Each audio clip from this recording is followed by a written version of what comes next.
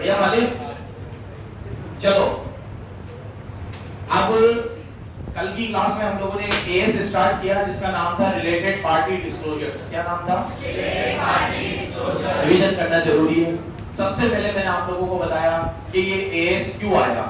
जब हम एक अनरिलेटेड पार्टी से ट्रांजैक्शन करते हैं तो वो यूजुअली आर्म्स लेंथ प्राइस पे ही होता है, लेकिन ये असम्पशन हम रिलेटेड पार्टी में नहीं ले सकते। दैट्स व्हाई ये एएस आया। ऐसे पॉइंट में बताए थे मैंने।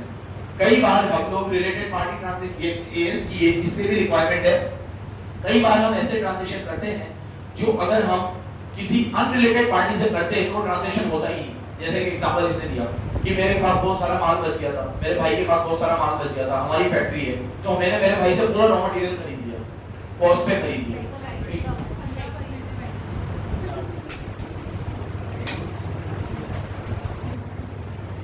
तो कई बार हम लोग ये इसलिए भी जरूरी हो जाता है क्योंकि कई बार हम जो ट्रांजैक्शन करते हैं अगर वो हम रिलेटेड पार्टी के साथ करते ना करते तो शायद वो ट्रांजैक्शन एग्जीक्यूट ही ना हो पाता। ठीक है, इसलिए ये एएस की जरूरत है। ठीक है, एक पॉइंट और बताया था इसमें मैंने, याद है तुम्हें क्या? हाँ, एक मैंने बताया था कि एक ऐसा पॉसिबल है कि अगर मेरी कोई सब्सिडी है और वो किसी ट्रेडिंग पार्टनर के साथ बिजनेस करती है और उसी कंपनी का एक राइवल कंपनी को मैंने एक्वायर कर लिया तो उसने उसके साथ ट्रांजैक्शन करना बंद कर दिया जस्ट बिकॉज क्योंकि वो वही काम करती है जो मेरी फेलो सब्सिडी करती है। तो अब वो काम आप मेरी फेलो सब्सिडी के साथ करोगे, उसके साथ नहीं करोगे। ये तो भाई एक एग्जांपल्स थे, ये तो कोई वो थोड़ी है कि इन्हीं वजह से हमें ये एस लेकर आए हैं। एग्जांपल थे, आपको समझाना था कि रिलेटेड पार्टी डिस्क्लोजर की क्यों जरूरत है। और भी एग्जांपल हो सकते हैं, हजारों हो सकते हैं, लेकिन ये समझ लो आप कि ये एएस भले इसमें प्रैक्टिकल नहीं है लेकिन ये काम का तो बहुत है। कल मैंने आपको एग्जांपल दिए, कुछ लोग अपनी कंपनी से 50-50 करोड़ के सैलरी उठा रहे हैं, कुछ क्या वो डिजर्व भी करते हैं? क्या अगर वो ट्रांजैक्शन आर्म्स लेंथ प्राइस पे हुआ होता तो किसी और को भी 50 करोड़ मिलता? क्या मैं जिस कंपनी में पढ़ा रहा हूँ, मैं किसी कंपनी में जॉब करता हूँ या मैं किसी कंपनी का एमडी हूँ सॉरी, और उसी कंपनी में मेरी वाइफ को भी एक पोस्ट मिल गई, तो क्या मेरी वाइफ को वो पोस्ट मिलती अगर मैं एमडी ना होता? तो ये सब चीजें क्वेश्चन मार्क है। क्या है? इसलिए डिस्क्लोजर दो सालों, डिस्क्लोजर दो। हम तुमसे कुछ मना नहीं कर रहे हैं कि तुम्हारी वाइफ नहीं बन सकती, ये नहीं कर सकती। डिस्क्लोजर बेस है 60 डिस्क्लोजर याद करवाऊंगा, 60 डिस्क्लोजर देने तुम्हें, बस खत्म। दे दो 60 डिस्क्लोजर तो हम मान जाएंगे कि हाँ तुम सच्चे हो। हाँ, अब तुम सच्चे हो नहीं हो ये हम डिसाइड कर देंगे। तुम तो ये बताओ हमें कि रिलेटेड पार्टी ट्रांजैक्शन किया है, इस प्राइस पे किया है, सही गलत तो फिर हम डिसाइड करेंगे। इसलिए एएस जरूरी तो बहुत है, बहुत बढ़िया एएस है। ऐसे एएस होने ही चाहिए ट्रांसपेरेंसी के लिए। मैंने आपको कल कहा किसके लिए? ट्रांसपेरेंसी। कल मैंने आपको ये कहा कि रिलेटेड पार्टी में 5 चीजें आती है। कौन सी पार्टी रिलेटेड मानी जाएगी? रिपोर्टिंग एंटरप्राइज के लिए। किसके लिए? रिपोर्टिंग। जैसे अभी शब्बीर की बात हो रही है तो शब्बीर कौन हो गया? Reporting enterprise. अब मेरे लिए आप लोग रिलेटेड पार्टी होगे नहीं, कब पता चलेगा? 5 चीजें। नंबर 1, मेरी सब्सिडी या सब्सिडी की होल्डिंग सब्सिडी आपस में रिलेटेड होती है। चेन होल्डिंग, एसोसिएट और एसोसिएट 20% का क्राइटेरिया है। जॉइंट वेंचर के बहुत सारे एग्जांपल्स हैं, ठीक है। जैसे कल एक बहुत फेमस एग्जांपल मेरे से ले गया, महिंद्रा एंड रेनॉल्ट का भी जॉइंट वेंचर है। लोग मिलके कार बनाते हैं, बहुत सारी महिंद्रा है, फिर मारुति सुजुकी की बात हो गई, हीरो होंडा, ये सब जॉइंट वेंचर्स है। जॉइंट वेंचर में आप और हम मिलके काम कर रहे हैं भाई साहब, ठीक है। और हो सकता है कि आपका एक अलग से कुछ और काम भी हो, मेरा कुछ अलग से भी कोई काम हो, और हमने मिलकर ये काम शुरू किया है। तो इसमें हमारा 50-50 स्टेक है, जॉइंट वेंचर है। इसके बाद मैंने आप लोगों को बताया था इंडिविजुअल, जो डायरेक्टली और इनडायरेक्टली सिग्निफिकेंट इन्फ्लुएंस हो, डायरेक्टली और indirectly substantial interest control hold करते हैं। सब्सटेंशियल इंटरेस्ट मतलब वही है, ठीक है, 50% वाला क्राइटेरिया, सॉरी सिग्निफिकेंट इन्फ्लुएंस यहाँ समझाया नहीं है, लेकिन आगे आएगा। 20% की बात होगी इसमें। किसकी बात होगी? तो याद रखना, पहले वाले पॉइंट में कंपनी की बात हो रही थी, दूसरे वाले पॉइंट में भी कंपनी की बात हो रही थी, तीसरे वाले पॉइंट में इंडिविजुअल की बात हो रही थी, फिर चौथे वाले पॉइंट में हम लोगों ने बात करी टीम मैनेजर पर्सन कौन? ठीक है, मैनेजिंग डायरेक्टर, होल्ड डायरेक्टर, उनके रिलेटिव भी कवर है, याद रखना। इंडिविजुअल में भी उसके रिलेटिव थे और केएमपी में भी, हालांकि मैंने तुम्हें रिलेटिव का मतलब नहीं बताया क्योंकि मैंने कहा है डेफिनेशन में कवर करेंगे। आप लोगों ने कंपनीज एक्ट में भी पढ़ा है और उधर इनकम टैक्स में भी आपको मूर्सा से पढ़ा, वहां 22 तरह की रिश्तेदारी है। आपके दादा दादी यानी किस किस को रिश्तेदार माना है। यहाँ पे थोड़ा मामला सही है, यहाँ रिलेटिव हर किसी को नहीं माना, एकदम जो आपके क्लोज है उन्हीं को माना है। जैसे मेरे लिए मेरे रिलेटिव हो गए मेरे मम्मी पापा, मेरी वाइफ, मेरे बच्चे, मेरी वाइफ, मेरे बच्चे और मेरे भाई बहन, बस यही तक सीमित रखा है। शायद एक आध इसमें एक आध चीज और आ जाएगी कि ताऊ जी बाबू जी को नहीं करा इन्होंने कवर, ठीक है। तो इन्होंने सिर्फ मम्मी पापा, भाई बहन, वाइफ और आपके बच्चे, इन्हीं को क्या माना है रिलेटिव माना। बाकी फिर और अभी डिटेल में देखेंगे। सामने देखो पांचवें नंबर पे आता है वो इंटरप्राइज जिसमें सी और डी का सब्सटेंशियल इंटरेस्ट हो। तो सी और डी में इंडिविजुअल है और ई में एंटरप्राइज है। तो शब्बीर अगर मैनेजिंग डायरेक्टर है, सुनो, शब्बीर अगर मैनेजिंग डायरेक्टर है एस लिमिटेड में, अभी रिपोर्टिंग एंटरप्राइज एस लिमिटेड है, एस लिमिटेड में शब्बीर मैनेजिंग डायरेक्टर है, तो शब्बीर हो गया रिलेटिव, शब्बीर की वाइफ, शब्बीर के बच्चे बच्चे सब हो गए रिलेटिव। और शब्बीर ने एक कंपनी खोली है मैप, वो मैप भी इनके लिए क्या हो गई रिलेटिव, क्योंकि उसमें एंटरप्राइज में होल्ड किसका है शब्बीर, शब्बीर भी गए, उसके रिश्तेदार भी गए और वो मैप भी गई, मतलब वो सब रिलेटेड पार्टी माने। अब ये रिलेटेड पार्टी के साथ आप जो ट्रांजैक्शन करते हो उन्हें रिलेटेड पार्टी ट्रांजैक्शन कहते हैं। क्या कहते हैं? ट्रांजैक्शन होना जरूरी है, ठीक है, रिपोर्टिंग के लिए। हालांकि इन लोगों ने ये केस में दिखाया कि अगर रिलेटेड पार्टी और ट्रांजैक्शन नहीं है, ठीक है, तो भी रिपोर्टिंग कर दो, लेकिन उसमें कोई वॉल्यूम तो होगा नहीं, कोई ट्रांजैक्शन होगा नहीं, कोई अमाउंट होगा नहीं, बस ये बता दो ये मेरे रिलेटिव, बताऊंगा अभी डिस्क्लोजर में। खैर, फिर मैंने आप लोगों को ये भी बताया था कि कौन रिलेटेड पार्टी नहीं होते, कौन रिलेटेड पार्टी नहीं होते, कौन बताया जिसमें मैंने, अगर कोई ऐसा सिंगल कस्टमर या सप्लायर जिसके साथ आप मेजर बिजनेस करते हो लेकिन उसके और बीच में आपकी कोई रिलेशन नहीं है, सिर्फ इकोनॉमिक इन्फ्लुएंस है या इकोनॉमिक डिपेंडेंसी, ये वर्ड बराबर याद रखना। फिर मैंने आप लोगों को बताया था एक ऐसा डायरेक्टर जो दो कंपनी में कॉमन डायरेक्टर है, तो वो रिलेटिव until and unless कि वो दोनों कंपनी के मेजर डिसीजन अकेला इन्फ्लुएंस करता है। और एक trade union, bank, government institute, इनके साथ भी आप बल्क में ट्रांजैक्शन करते हो, बट इट डजंट मीन कि ये आपके रिलेटिव। फिर मैंने आपको कहा था कुछ ऐसे ट्रांजैक्शन जिन्हें रिलेटेड पार्टी ट्रांजैक्शन नहीं माना है। नंबर वन वो ट्रांजैक्शन जो गवर्नमेंट की किसी गाइडलाइन से मना किया है क्योंकि उससे कॉन्फिडेंशियलिटी अफेक्ट हो सकती है। क्या अफेक्ट हो सकती है? क्योंकि वो ऐसे ट्रांजैक्शन है जो सरकार कहती है आप इनको सार्वजनिक मत करो, आप इनको, ठीक है, पर्दे में रहने दो, पर्दा ना उठाओ, राज आएगा, ऐसा गवर्नमेंट ने कहा है, तो रहने दो पर्दे में, गवर्नमेंट नहीं कहा। अब ये एएस का डिस्क्लोजर ही आपके कहने पे दे रहे हैं, अब आप ही मना कर रहे हो कि नहीं बताना, तो नहीं बताना। नंबर 2, कंसोलिडेटेड फाइनेंशियल स्टेटमेंट जब बनाते हैं तो उसके अंदर ट्रांजैक्शंस ऑलरेडी रिकॉर्ड हो जाते हैं, तो वो ट्रांजैक्शन को भी बताने की जरूरत नहीं है, ठीक है। अच्छा, एक बात और सुनो, कंसोलिडेशन का जो एएस है वो इंटर पार्टी ट्रांजैक्शंस को एलिमिनेट करने की बात करता है। जैसे आपकी बुक में मैं डेटर हूं और मेरी बुक में आप क्रेडिटर हो, उसको एलिमिनेट करो, तो उसे आपको यहाँ पे भी बताना, उसने एएस नहीं माना कर रखा है, कंसोलिडेशन का तो खुद का एएस है। फिर नंबर 3, स्टेट कंट्रोल एंटरप्राइज, मतलब स्टेट गवर्नमेंट की जो ऑर्गेनाइजेशन है या सेंट्रल गवर्नमेंट की जो ऑर्गेनाइजेशन है, उनकी जो कंपनीज है उनके जो ट्रांजैक्शन है उसका भी डिस्क्लोजर देने की जरूरत नहीं है, मतलब उनको भी एग्जेम्प्ट किया हुआ है, इन लोगों को एग्जेम्प्ट किया हुआ है। आज का लेक्चर बहुत ही इंपॉर्टेंट रहने वाला है, इसी में सारे क्वेश्चन कवर कर देंगे अपन, इसी में, तो बहुत ध्यान से सुनना।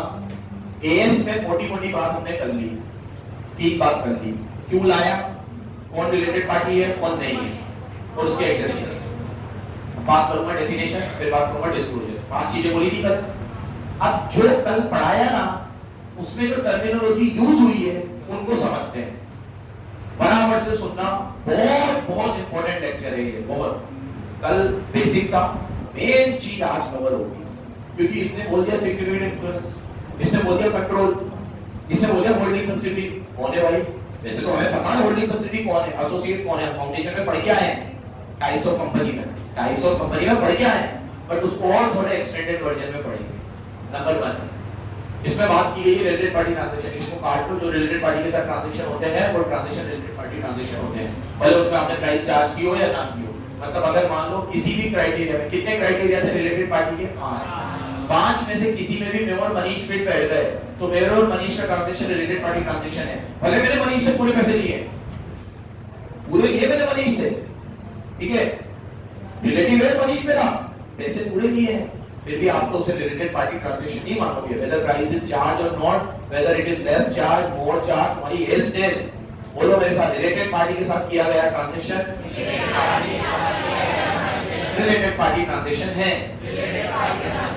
प्राइस कितना लिया, नहीं लिया, ज्यादा लिया, कम लिया, पार्टी मेथड्स। आओ आगे, कंट्रोल। कंट्रोल में है ना, इन्होंने होल्डिंग सब्सिडी का जो कंट्रोल का डेफिनेशन है वो वैसे दो होता है, आपने सीए में भी दो, उधर फाउंडेशन में भी दो पढ़े थे, यहाँ 3 पॉइंट है, तो इसलिए तीसरे पॉइंट पे थोड़ी ज्यादा चर्चा करेंगे, ये दो तो आपको पता ही है। कंट्रोल मतलब आपकी ओनरशिप होनी चाहिए डायरेक्टली और indirectly more than half of voting power. तो अगर अक्षिता लिमिटेड में, शब्बीर लिमिटेड का अर्चिता लिमिटेड में, ऐसा देखिए तो मार ही देगी बिल्कुल, जरा सी तो है, अर्चिता लिमिटेड में शब्बीर लिमिटेड का मोर देन हाफ मतलब 50% से ज्यादा कंट्रोल है डायरेक्टली और इनडायरेक्टली, तो ये मेरी सब्सिडी है। डायरेक्टली मतलब मेरा कंट्रोल, और मेरा, मेरी वाइफ का, मेरे भाई का, सबका मिला के 50 तो भी माना गया है। जब भी डायरेक्टली और इनडायरेक्टली लिखा हुआ तो मतलब डायरेक्टली मतलब आपके अकेले, और इनडायरेक्टली मतलब किसी के साथ मिलके। अब वो किसी कौन होगा, रिलेटिव। अब ऐसे तो वो किसी ना किसी के मिलके तो 50 हो ही जाएंगे, तो सबके साथ ही आपके रिलेटिव के मिलकर अगर 50% है तो वो आपकी क्या बन गई, सब्सिडी बन गई।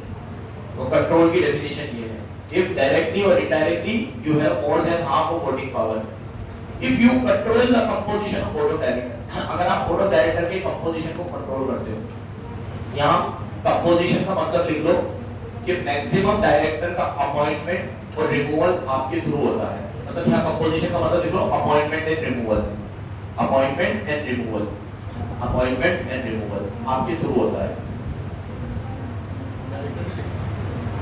अबे वो तो लिखा हुआ ही है ना कंपोजिशन के अंदर, वो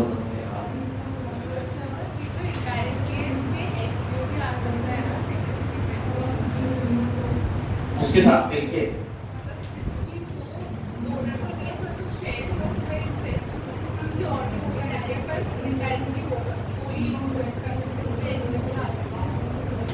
नहीं, मतलब एसबीओ के अंदर तो ये है कि उसको तो डेफिनेशन में बोला ही है कि आपका ही इंटरेस्ट हो, तो जैसे मैंने तेरे थ्रू ले रखे तो तेरे थ्रू तो मेरी इनडायरेक्टली तो ये हुआ कि मैंने इसके साथ मतलब मेरी वाइफ के और उनके, और वो भी मेरे में ही काउंट होगा क्योंकि मेरे है ना।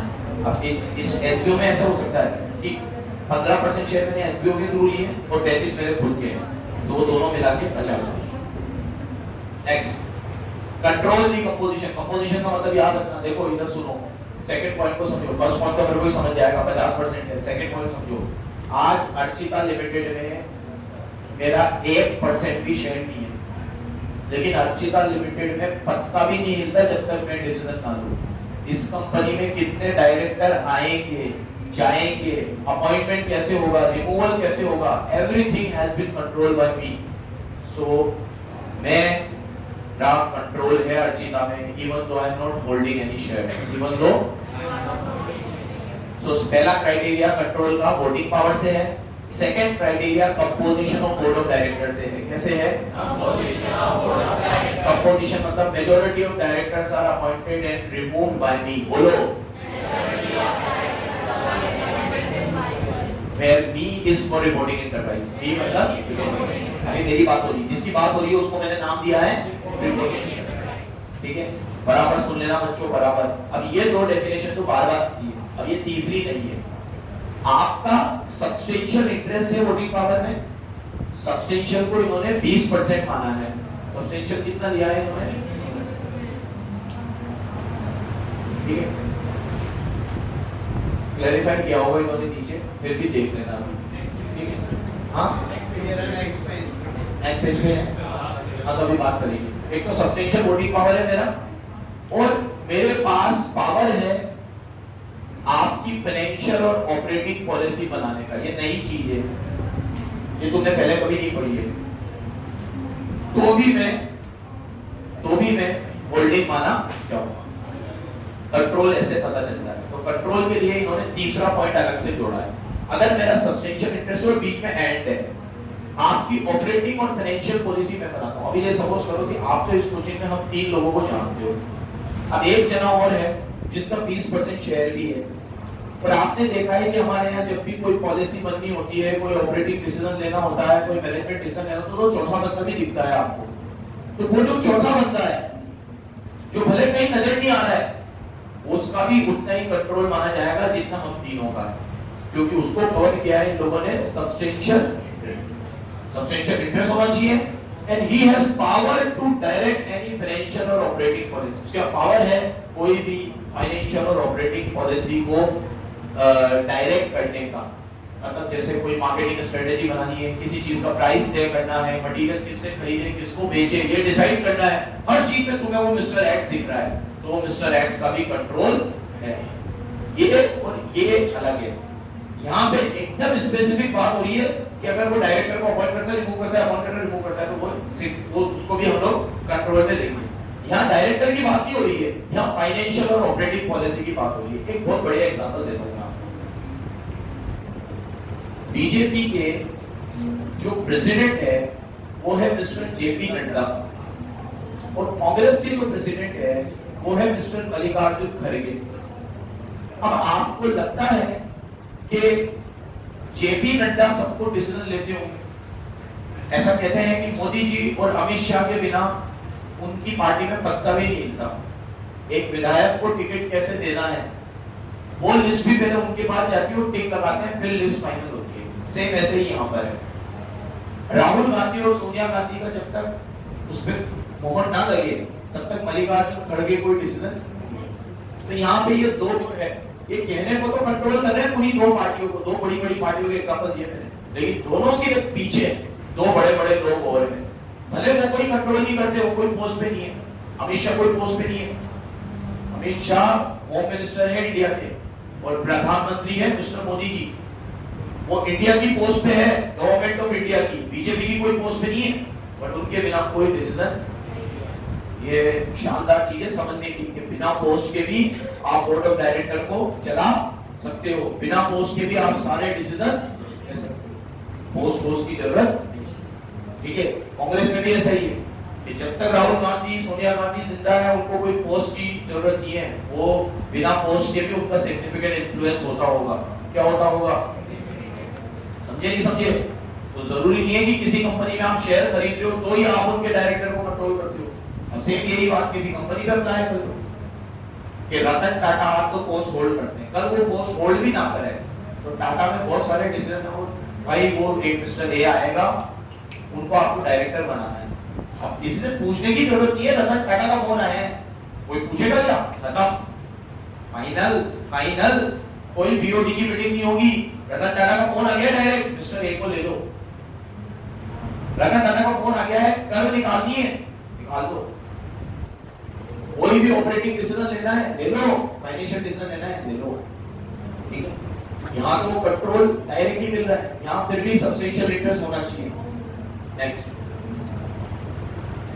इन्होंने क्लैरिफाई किया है कि control of board of director का मतलब क्या है, अंडरलाइन करो। You have power to appoint and remove all और मेजॉरिटी ऑफ डायरेक्टर। ये है कंपोजिशन का मतलब कि आप किसी भी डायरेक्टर को अपॉइंट कर सकते हो, रिमूव कर सकते हो, और उसके लिए आपको किसी और पर्सन के होने की जरूरत नहीं है। जैसे रतन टाटा का फोन आएगा तो आप ये नहीं सोचोगे कि लो यार एक मीटिंग को बुलाया है, ये तो इन्होंने बोला है कि मिस्टर ए को रख लो। रख लिया, उनका फोन आया है डायरेक्ट। ठीक है, तो कई बार बिना पोस्ट के भी, अब जैसे एक एग्जांपल देता हूं कि कोलकाता नाइट राइडर्स शाहरुख खान की है ना, अब मान लो उसका लड़का है आर्यन खान, है ना, उसका केकेआर में कोई रोल नहीं है मान लो, लेकिन वो केकेआर के सीईओ को फोन करेगा या कोच को फोन करेगा कि सर ये यूपी से एक लड़का आया है, ये पीयूष, सरनेम क्या है बेटा मेरा? शर्मा ही है, तो ये हमारा शर्मा जी का लौंडा है, और आर्यन ने बोला इसको केकेआर में एंट्री दे दो, बेस्ट प्राइस 20।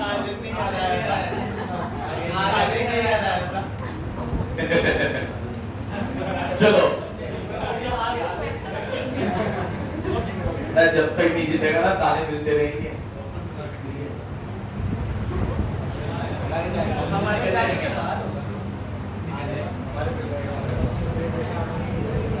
क्या कहते हैं ना अपने सीएम में, when there is a will there is a way, after November there is a May।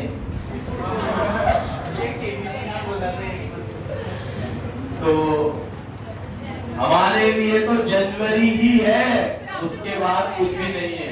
मैंने तो बोला ऐसा कहते हैं, सॉरी। चलो अब मेरा एग्जांपल बुला दिया तुमने, जाहिलो। आर्यन खान ने फोन किया कोलकाता नाइट राइडर्स को, क्या कि पीयूष शर्मा आएगा, उसको सीधे ले लो तुम केकेआर की टीम में, ओनर है, बोला है डायरेक्ट 20 लाख के बेस प्राइस पे ले लो इसको। ले लिया उन्होंने, तो मतलब आर्यन खान क्या कर रहा है, किसी को भी अंदर घुसेड़ रहा है टीम में, दे रहा है, सब कुछ कर रहा है, तो उसका सिग्निफिकेंट इन्फ्लुएंस है, वो सब्सटेंशियल इंटरेस्ट है, सब्सटेंशियल इंटरेस्ट है। ये बात बराबर याद रखना, क्योंकि वो ऑपरेटिंग पॉलिसी में पार्टिसिपेट कर रहा है, ऑपरेटिंग पॉलिसी को डायरेक्ट कर रहा है। अब उसके लिए तो उनकी टीम होगी, टीम मैनेजमेंट होगा, टीम मैनेजमेंट होगा ना, ऑक्शन में किसको खरीदना है, किसको लेना है। लेकिन एक फोन से काम हो रहे हैं, मतलब वो जिसका फोन आ रहा है वो कोई छोटी मोटी हस्ती, तो हम उसको भी कंट्रोल में लेंगे कि वो भी कंट्रोल रखता है, तो वो रिलेटेड पार्टी है। अब वो तो शाहरुख खान का लड़का, ये तो रिलेटेड पार्टी है, वैसे भी हो गया। लेकिन एक बात बता रहा हूँ, नेक्स्ट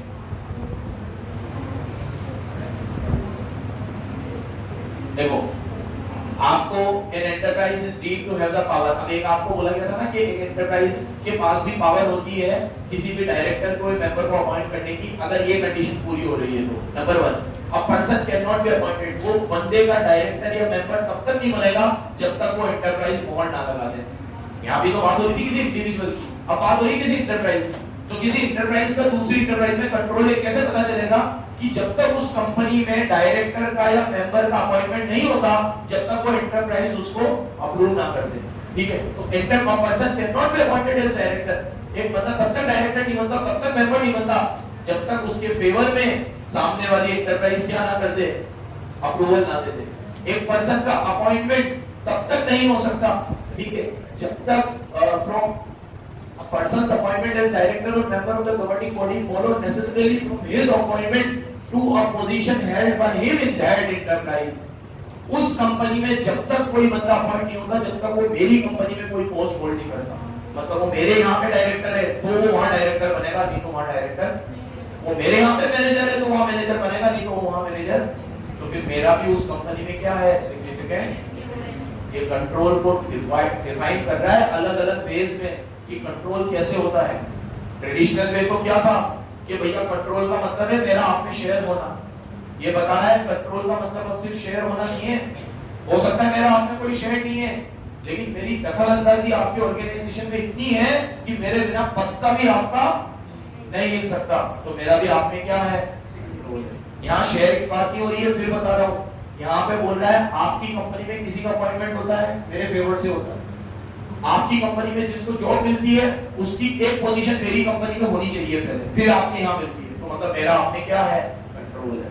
क्या है, कंट्रोल। और ये सारी डेफिनेशन सुन लो, ये डिटेलिंग सारी थर्ड पॉइंट के लिए है। किसके लिए है, फर्स्ट पॉइंट में एकदम क्लियर है, मेरा आप में डायरेक्टली और इनडायरेक्टली 50% से ज्यादा वोटिंग पावर है। बोला, मेरा आप में डायरेक्टली और इनडायरेक्टली 50% से ज्यादा वोटिंग पावर।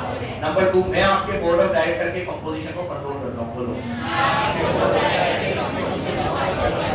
कंपोजिशन का मतलब है आपके मेजॉरिटी ऑफ डायरेक्टर को मैं ही अपॉइंट करता हूं और मैं ही रिमूव करता हूं, बिना किसी के अग्रेंस, बिना किसी की सलाह मशवरे। नंबर 2 और नंबर 3, मेरा आप में सब्सटेंशियल इंटरेस्ट है और मैं आपकी ऑपरेटिंग पॉलिसीज में डायरेक्टली मैनिपुलेट करता हूं, मतलब उनको चलाता हूं। तो उसको समझा रहा है ये कैसे चलाता हूँ, आप में कौन आएगा मैनेजर, मैं बताऊंगा, कौन एम्प्लॉय आएगा, मैं बताऊंगा, क्या करोगे क्या नहीं करोगे, मैं बताऊंगा। क्योंकि मेरा कोई स्टेक नहीं है, फिर बोल रहा हूँ मेरा कोई स्टेक ना होकर, मेजॉरिटी स्टेक नहीं है, मेरा 50% स्टेक नहीं है, फिर भी मेरी इतनी चलती है, तो समझ जाओ मेरा भी कंट्रोल है आप में। और मैं आपके लिए अब रिलेटेड पार्टी बन गया। कंट्रोल होते ही मैं क्या बन गया? Related party. आगे बात करें। ये रहा सब्सटेंशियल इंटरेस्ट, मतलब डायरेक्टली और इनडायरेक्टली कितना शेयर होना चाहिए। बहुत सारे एग्जांपल मैंने आपको दिए, कांग्रेस बीजेपी का एग्जांपल दिया, ठीक है, कि कुछ ऐसे लोग हैं जो कोई पोस्ट पे ना होकर भी बहुत पोस्ट पे होते हैं। अभी मैंने आर्यन खान का एग्जांपल दिया, कोई इसमें बहुत सारे एग्जांपल्स आ सकते हैं, बहुत सारे, जिसमें आप कोई पोस्ट पे ना होकर भी बहुत कुछ हो, ना होकर भी बहुत कुछ हो। वो तो मेंटोर है ना, ऑफिशियल पोस्ट है।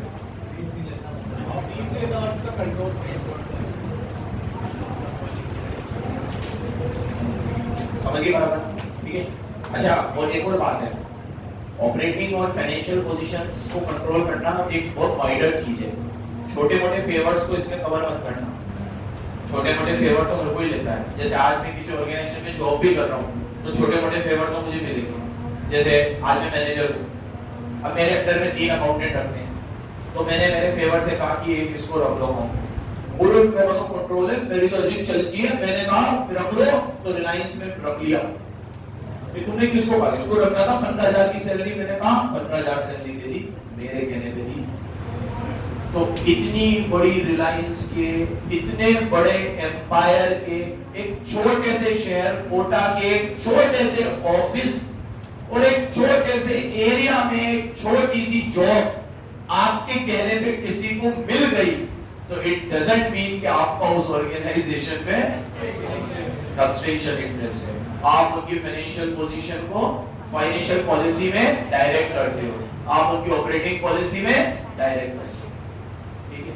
तो अपने आप को इतना बड़ा मत समझ लेना, यहाँ बहुत बड़ी बात हो रही है, यहाँ बहुत समझ रहा है ना, बराबर सुनना, क्वेश्चन इसमें से ही आएगा।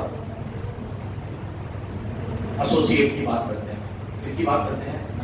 अच्छा, होल्डिंग में मैंने तुम्हें पहले भी कहा था फेलो सब्सिडी की कवर है, इसमें 2-3 क्वेश्चन में तुमसे फाउंडेशन में भी पूछता था, वापस पूछ लेता हूँ, बराबर से सुनना। मैं तो फाउंडेशन में इसको बहुत डिटेल में पढ़ाता हूँ, बराबर से सुनना। चलो पहले तुम जवाब ही देना। मैं हूँ शब्बीर लिमिटेड, मेरे 55% शेयर है अर्जिता लिमिटेड में। अर्जिता मेरी सब्सिडी है। अभी मैं कंट्रोल कंपोजिशन की तो बात ही नहीं कर रहा, मतलब साइज 55% की बात कर रहा हूँ। मेरे शेयर है 55% अर्जिता में, अर्जिता मेरी सब्सिडी है, ठीक है। अर्जिता के 60% शेयर है शुभी में, शुभी मेरी सब्सिडी है, शुभी अर्जिता की सब्सिडी है, साइड में ये। मेरे 40% शेयर है अर्जिता में, अर्जिता के 60% शेयर है शुभी में, शुभी मेरी सब्सिडी है। क्यों? धीरे धीरे बोलो, बोलो, तू ही बोल बेटा, क्यों नहीं है बेटा, बन गया। तो ये मेरी सब्सिडी नहीं है, तो शुभी भी मेरी सब्सिडी, क्योंकि मेरे साथ ये लाइन रिपीट करो, सब्सिडी की सब्सिडी आपकी सब्सिडी, पहले एक सब्सिडी बनना, बराबर सुना बेटा। अब जवाब देना। मेरे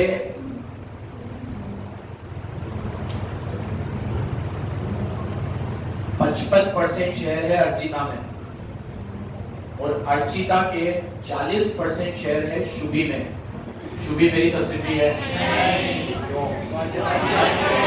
क्योंकि शुभी अर्जिता की सब्सिडी नहीं है, ठीक है, वेरी गुड। मेरे 55% शेयर है अर्जिता में, अर्जिता के 40% शेयर है शुभी में और मेरे भी 20% शेयर है शुभी में।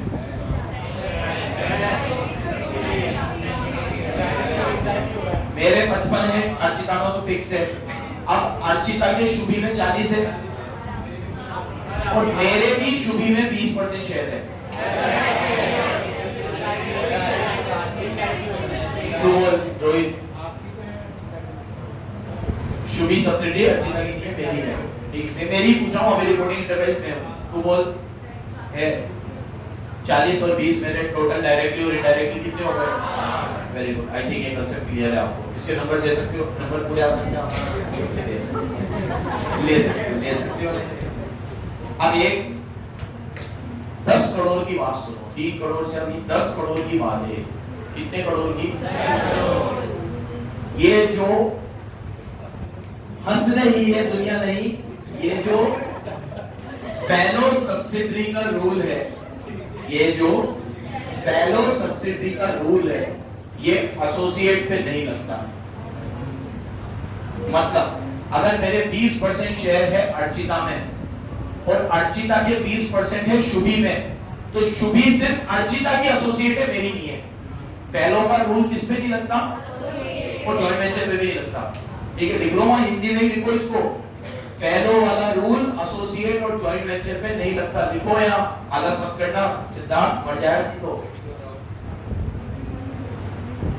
फेलो का रूल एसोसिएट और जेवी पे नहीं लगता। फेलो का रूल एसोसिएट और जेवी पे नहीं लगता। फेलो का रूल एसोसिएट और जेवी पे नहीं लगता। एसोसिएट आपसे डायरेक्टली होने चाहिए, वहां इनडायरेक्ट होल्डिंग का कोई नाटक। हाँ, चाहे अर्चिता पहले मेरी सब्सिडी क्यों ना हो, ये भी अच्छा वो पूछ लिया इसने। अगर अर्चिता में मेरे 60% होते और अर्चिता के बाद शुभी के 20 होते, तो भी शुभी मेरी कुछ भी नहीं थी। और शुभी में अर्चिता के 10 होते और 15 मेरे होते, तो भी शुभी मेरी कुछ भी नहीं है। शुभी के लिए मुझे इंडिविजुअली ही 20 खरीदने पड़ेंगे, क्योंकि एसोसिएट में फेलो का रूल नहीं लगता। ये बराबर याद रखना, ये उधर फाउंडेशन में भी बहुत चिल्ला चिल्ला के बोलता हूं मैं, याद रखना बराबर, एसोसिएट में फेलो का रूल नहीं लगता। चलो, associate and enterprise in which investing reporting enterprise has significant influence. Significant influence होना चाहिए जो ना तो आपकी सब्सिडी है ना जॉइंट वेंचर है, वो आपकी एसोसिएट है। अब सिग्निफिकेंट इन्फ्लुएंस का मतलब वही 20% वाला है। कितना है?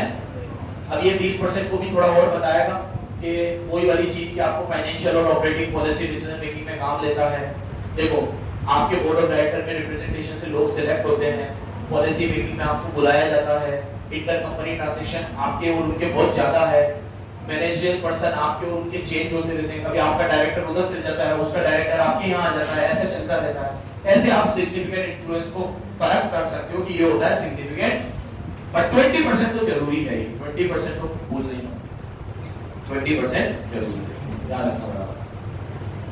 ठीक है, 20% और मोर ऑफ आपको 20% करना चाहिए। लेकिन अब ये वाली चीज याद अंडरलाइन करो, if investing party vote directly or indirectly through intermediary less than 20% of voting power, it is presumed that investing party does not have significant influence unless such influence can be clearly demonstrated. मतलब यहाँ देखो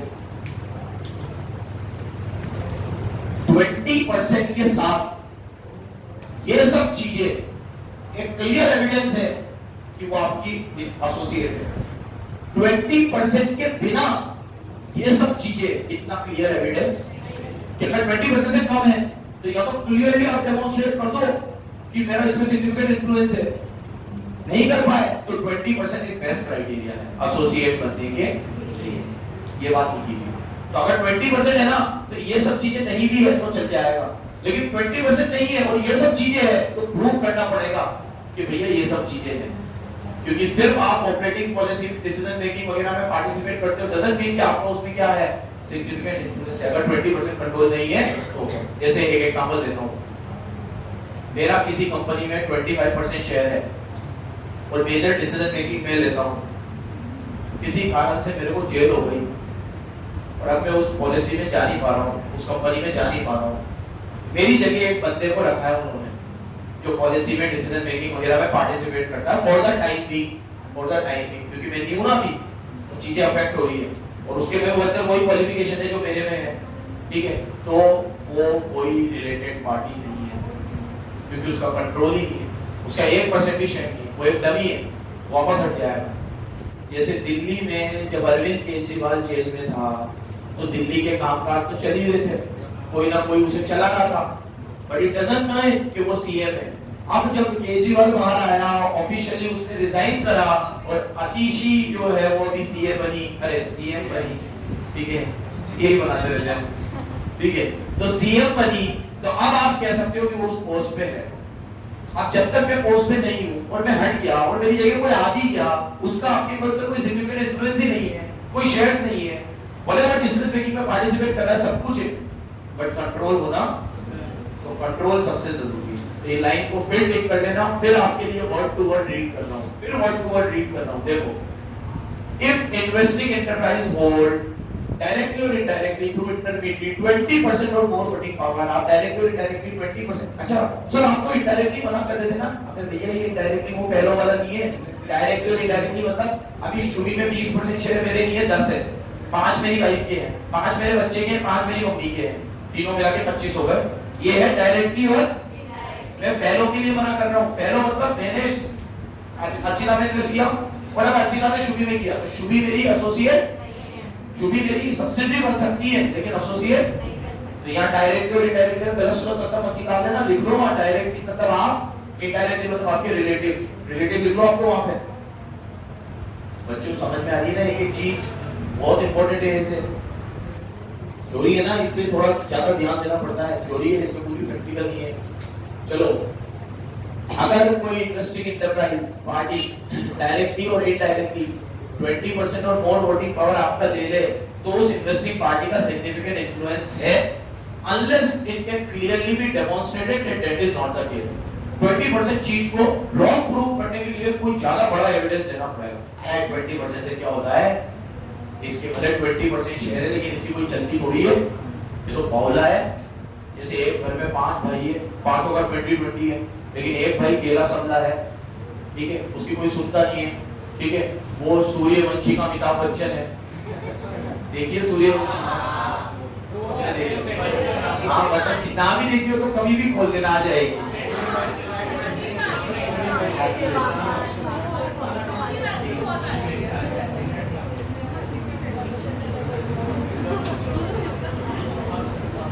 क्या बढ़िया example मिला मुझे यार, ऐसे बोलते बोलते। हीरा ठाकुर नाम था ना उसका, हीरा ठाकुर बड़े अमिताभ का था छोटे, बड़े अमिताभ का, छोटे अमिताभ का क्या था, छोटे का था हीरा भानु प्रताप। ये भाई पूरा अभी सारे कैरेक्टर, वो छोटा भी था, संस्कार बहुत बड़े थे जिसके, उसका भी नाम भानु प्रताप रखा था। संस्कार बहुत बड़े हैं।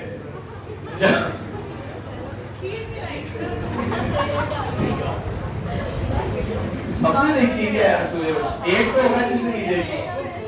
वेरी गुड बेटा, तेरे को पद्म भूषण और पद्म विभूषण से नवाजा जाएगा, और इसने भी नहीं देखी। क्यों बेटा, क्यों नहीं देखी? पाप है।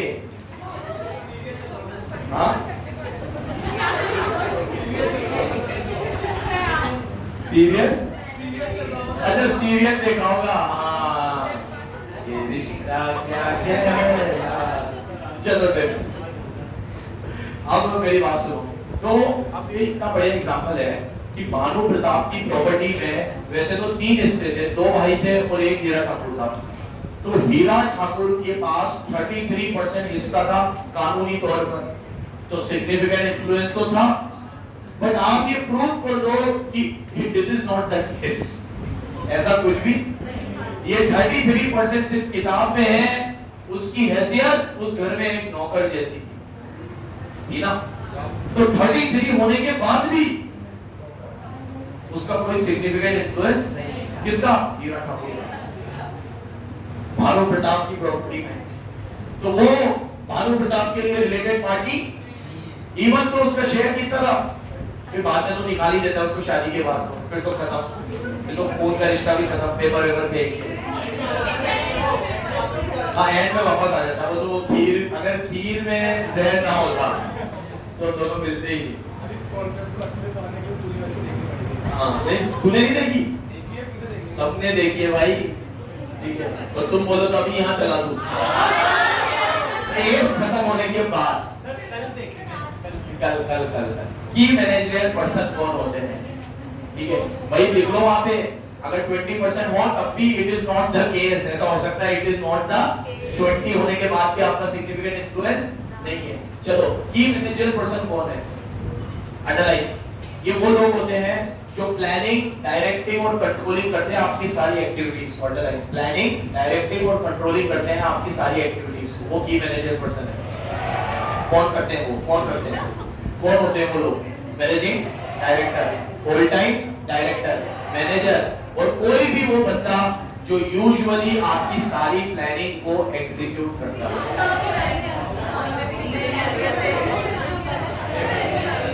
इग्नोर पॉज कर यार,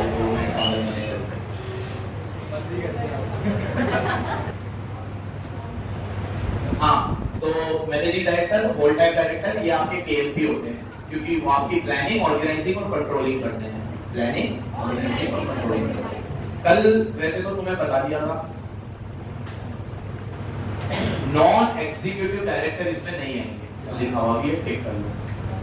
मैनेजिंग डायरेक्टर वगैरह आएंगे, अब ये टिक करो। नॉन एग्जीक्यूटिव डायरेक्टर केएमपी नहीं है। कौन नहीं है?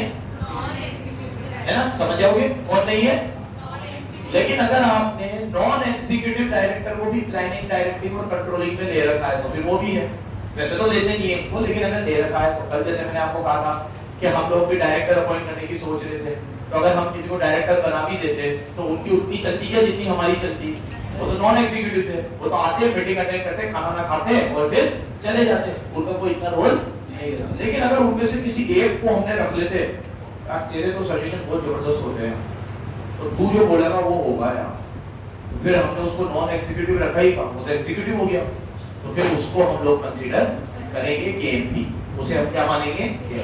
एक एक चीज बराबर टिक करना। हाँ भाई बोल। हाँ सारी मतलब एक साथ ही होती है, मैनेजमेंट के पार्ट है ना, एक साथ ही तो चलते हैं। प्लानिंग किसी ने करवा ली, कंट्रोलिंग कोई कर रहा है, ऐसे थोड़ी होगा अरे एक के लिए एक आएगा। जो भी इसको कर रहा होगा वो पूरी ही करेगा, क्योंकि मैनेजमेंट की स्टेप है ना, ये तो बेसिक्स है। आगे आऊं, एक और चीज, age should not be applied in respect of non executive director, underline, even if he participate in financial and operating policy unless he fall in for any of the categories of related party relation। बता रहा हूं, कई बार क्या होता है कि कोई non executive director planning भी करता है, ऑर्गेनाइजिंग भी करता है, लेकिन वो रिलेटेड पार्टी में 5 चीजों में कहीं भी कवर नहीं हो रहा। ना तो वो होल्डिंग सब्सिडी है, ना वो एसोसिएट जॉइंट वेंचर है, ना वो ऐसा इंडिविजुअल है जो डायरेक्टली और इनडायरेक्टली कंट्रोल रखता है। कंट्रोल के लिए भी मैंने 20% बोला, कुछ भी नहीं है, लेकिन उसके इनपुट इतने वैल्यूएबल है कि हम उसको बुलाते हैं हर बार कि भाई तू आ बैठ, तेरे इनपुट्स हमारे साथ शेयर कर, है लेकिन वो नॉन एग्जीक्यूटिव, तो फिर उसे हम केएमपी कंट्रोल होना जरूरी है। देखो सुनो, इनपुट देना एक चीज है और उसकी चलना एक चीज है। इनपुट देना एक चीज है, चलना एक चीज है। एक और इसमें पॉलिटिक्स का एक एग्जांपल याद आया मुझे। एक बंदा है प्रशांत किशोर, टीके, उसकी एक एजेंसी है जिसके तहत हाईपेक नाम है उसका, हाईपेक, अब तो नहीं है वो है उसमें एसोसिएट। मैं पिछले कुछ समय से उसको बहुत ऑब्जर्व कर रहा हूँ और मैं उससे बहुत मुतस्सिर हूँ, मतलब बहुत एडमायर कर रहा हूँ उसको बहुत। तो वैसे बंदे आने चाहिए। उस बंदे ने 2012-13 में अपनी अमेरिका में एक जॉब छोड़ी और वो मोदी जी के साथ इलेक्शन कैंपेन में लगा, और मोदी जी को पीएम बनाने में उनका एक बहुत बड़ा रोल था, प्रशांत किशोर का। फिर उसने कहा था कि जब आप पीएम बनो तो मुझे इंडिया के सिस्टम में कुछ चेंजेस चाहिए, जो मैंने अमेरिका में भी देखे हैं। सबसे पहले हमारे ब्यूरोक्रेटिक सिस्टम में मुझे कुछ चेंजेस चाहिए, आईएएस आईपीएस जो बनते हैं उसमें कुछ चेंजेस। तो उन्होंने सब बातें मानी मोदी जी ने, लेकिन बाद में जब वो पीएम बन गए तो उन्होंने उनकी बात नहीं मानी। उसने पूरा इलेक्शन कैंपेन रचा था मोदी जी को कैसे जीतना है, उनकी जो ब्रांडिंग हुई थी ना वो उसने करी। उसके बाद वो डिसोसिएट हो गया मोदी जी से, फिर वो मिला इनके साथ। फिर उसने दिल्ली में अरविंद केजरीवाल के लिए कैंपेन किया, अरविंद केजरीवाल दिल्ली में सीएम बना। अभी ममता बनर्जी के लिए 2021 में कैंपेन किया था। आंध्र प्रदेश में जगन मोहन रेड्डी के लिए उसने कैंपेन किया था, आंध्र प्रदेश में वो सीएम बना। नीतीश कुमार के लिए बिहार में कैंपेन किया था, वो बिहार में नीतीश कुमार सीएम बना। उसका ट्रैक रिकॉर्ड 100 आउट ऑफ 100 है। नहीं, एक जगह हारा वो, यूपी में उसने अखिलेश यादव के लिए करी थी कैंपेनिंग, लेकिन वो वहां के विधानसभा इलेक्शन में हारा। उस बंदे को मैं काफी टाइम से ऑब्जर्व कर रहा हूँ। उसने कहा कि यार मेरे को जो चेंजेस चाहिए ना इंडिया के सिस्टम में, वो चेंजेस मुझे कोई पॉलिटिकल पार्टी दे नहीं पाती है, जबकि मैंने इनको सबको जिताने में मदद करी है। तो फिर उसने अब ये इलेक्शन कैंपेन का काम छोड़ दिया 2 साल पहले। 2 साल से वो बिहार में यात्रा कर रहा है पैदल, जन सुराज करके। उस यात्रा के तहत वो लोगों से मिल रहा है, और उसने कहा है कि देश को बदलने के लिए बिहार का बदलना बहुत जरूरी है। बिहार की हालत पिछले 30 साल से खस्ता है। 15 साल में लालू प्रसाद था, 15 साल नीतीश कुमार था, नीतीश कुमार के साथ अलायंस में बीजेपी थी, लालू प्रसाद के साथ कांग्रेस थी, मतलब 4 पार्टियां वहां पे 30 साल से रूल कर रही है, लेकिन कुछ भी नहीं हो रहा बिहार में, वाकई में कुछ नहीं हो रहा। वो कह रहा है भाई मैं अब खुद की पार्टी बनाऊंगा, 2 साल में अलग अलग लोगों से मिलाऊं और मैं यहाँ जीतूंगा। 2 अक्टूबर को गांधी जयंती है अभी, और वो अपनी खुद की पॉलिटिकल पार्टी लॉन्च करेगा इसी नाम से, जन स्वराज। जन स्वराज करके उसने पूरा मूवमेंट चलाया है। अगर वो आता है पॉलिटिक्स में, बिहार के लोग उसमें ट्रस्ट दिखाते हैं, चांसेस बहुत कम है क्योंकि वो सारी सीटों पे लड़ेगा। और अगर वो खुद की 240 सीटों पे लड़ेगा, वो इतना बड़ा स्टेट है बिहार, अगर वो खुद की पार्टी बना लेता है तो अगर मेरा सही जाता है ऑब्जर्वेशन, तो तुम देखना अगले 5 साल में बिहार की काया पलट देगा वो आदमी। विजन भी आदमी गजब। उसने कांग्रेस को चेंज करने के लिए कि कांग्रेस इतनी जो ढलान पे जा रही है, उसके लिए वो एक पूरा पायलट प्रोजेक्ट लेकर आया था कि ऐसे आपको करना चाहिए। भारत जोड़ो यात्रा उसका एक इनिशिएटिव था। उसने ये पूरी चीज कांग्रेस को दिखाई। कांग्रेस उससे बहुत वो भी हुई कि बहुत बढ़िया चीज। ये इस पॉइंट में से बता रहा हूं, मैं अभी लिंक करूंगा, मैं थोड़ा ज्यादा बता गया आपको, लेकिन वो जब कांग्रेस से मिला तो उसने पूरा अपना प्रेजेंटेशन दिया उदयपुर में 3 दिन तक, और कांग्रेस ने ये सारी चीजें एक्सेप्ट भी करी कि ये बहुत सही चीज कह रहे हो आप, कि कैसे आप 1980 में क्या थे, 1990 में क्या थे, कैसे आपकी सीटें कम हुई, क्या हुआ, ढलान का क्या कारण है, स्टेट में आपका ऑर्गेनाइजेशन क्यों वीक है, बीजेपी क्यों इतनी आगे है। एक एक चीज 3 दिन तक लगातार सुबह से शाम उदयपुर में ये हुआ प्रोग्राम। उसके बाद कांग्रेस ने उनकी सारी शर्तें मानी और उनको कोई पोस्ट दी। तो बोला उसने कि ये पोस्ट जो आप दे रहे हो, इसमें मैं डिसीजन नहीं ले पाऊंगा क्योंकि आपके कॉन्स्टिट्यूशन में ये पोस्ट नहीं है। कांग्रेस के कॉन्स्टिट्यूशन में है कि कांग्रेस का अध्यक्ष हो, जॉइंट पार्लियामेंट कमेटी का अध्यक्ष हो, किसी स्टेट का अध्यक्ष हो। अब आप मुझे पोस्ट दे रहे हो, मेरे को नाम याद नहीं आ रहा, वो पोस्ट तो आपके कॉन्स्टिट्यूशन में है ही, तो मेरे कोई पावर ही नहीं है, मैं तो सिर्फ अपने इनपुट दे पाऊंगा। तो मुझे जो सुधार चाहिए वो तभी मिलेगी जब मुझे पोस्ट मिलेगी। अदरवाइज मैं सिर्फ आपकी मीटिंगों में आऊंगा, अपने इनपुट दूंगा, चला जाऊंगा, वो इंप्लीमेंट होएगी नहीं हुए मुझे पता ही नहीं चलेगा जब तक मेरे पास पोस्ट नहीं होगी। फिर कांग्रेस ने कुछ, राहुल गांधी और प्रियंका गांधी उससे बहुत वो थे, एडमायर थे कि यार ये बढ़िया चीज है, लेकिन वहां पे जो कुछ और लोग थे उनको लगा था हमारी दाल नहीं गलेगी, जो बुड्ढे टूटे थे कि आ जाएगा तो फिर किसके हिसाब से चलेगा, तो उन्होंने मना कर दिया उसको पोस्ट देने से, पोस्ट देने से मना कर दिया, चले गए, वो चला गया। और फिर उसने खुद की पार्टी अब तो बनाई ली। तुम देखना अगर वो सब सही चलता है तो बिहार में तो अगर वो जीत गया एक मौका भी बिहार के लोगों ने उसे दे दिया, क्योंकि वो लोग 30 साल से सिर्फ लालू नीतीश कर रहे हैं, बावले बने। ये लोगों को थोड़ा सा नया चेहरा देखना चाहिए। प्रशांत किशोर, ठीक है, अभी मत देखना इसके बारे में क्योंकि पेपर बहुत जल्दी आ रहे हैं आपके, बाद में देखना, ठीक है। खैर चलो, इस बंदे के पास अगर ये कांग्रेस में आता तो ये क्या करता, फाइनेंशियल, ऑपरेटिंग सब चीजें करता, लेकिन ये रिलेटेड पार्टी रिलेशन में नहीं आ पाता क्योंकि कोई पोस्ट ही नहीं थी, कोई पावर ही नहीं थी। तो आप अच्छे पढ़े लिखे हो तो आपको ऑपरेटिंग पॉलिसी में लाया जाता है, प्लानिंग में आपको पार्टिसिपेट करवाया जाता है, बट कंट्रोल के बिना सब बेकार है। इसने कहा मेरे को क्या चाहिए, कंट्रोल चाहिए, कोई ऐसी पोस्ट चाहिए, पोस्ट से कंट्रोल मिलेगा। तो जब तक आपके कोई पोस्ट नहीं है, आपके पास शेयर्स नहीं है, आपके पास कंट्रोल नहीं है, तो आप अपनी नॉलेज, उसको पॉलिटिक्स का ध्यान बड़ा जबरदस्त, ठीक है। अब जैसे कि मैं कुछ सालों में एक्टिव हुआ हूं, तो मेरे को हर चीज का मन रहता है पढ़ने का, कुछ मैं अपने प्रेडिक्शंस भी करता रहता हूँ, कुछ सही निकलते कुछ गलत निकलते हैं। तो मुझे अगर कभी पॉलिटिक्स में घुसना हो तो मुझे ऐसा काम बहुत पसंद आता है जो ये कर रहा है पीछे से। मेरे को चुनाव लड़ना नहीं है, लेकिन देखना कि कहाँ चूक हो रही है, कहाँ किस कैंडिडेट को टिकट दिया जा सकता है, कहाँ कौन सी चीज सही हो सकती है, पब्लिक के सेंटिमेंट्स कहाँ हर्ट हो सकते हैं, कहाँ पे ये चीज हो। लेकिन ये चीज में मेरा नॉलेज है तो मुझे आपको पोस्ट दे दोगे, लेकिन कंट्रोल नहीं दोगे तो कंट्रोल के बिना सब बेकार है। तो अगर आप फाइनेंशियल और ऑपरेटिंग पॉलिसी में डिसीजन मेकिंग में अपना दिमाग लगाते हो लेकिन आपके पास कोई कंट्रोल ही नहीं है, तो फिर आप रिलेटेड पार्टी ट्रांजैक्शन में, मतलब आप रिलेटेड पार्टी। चलो आगे बढ़ते हैं।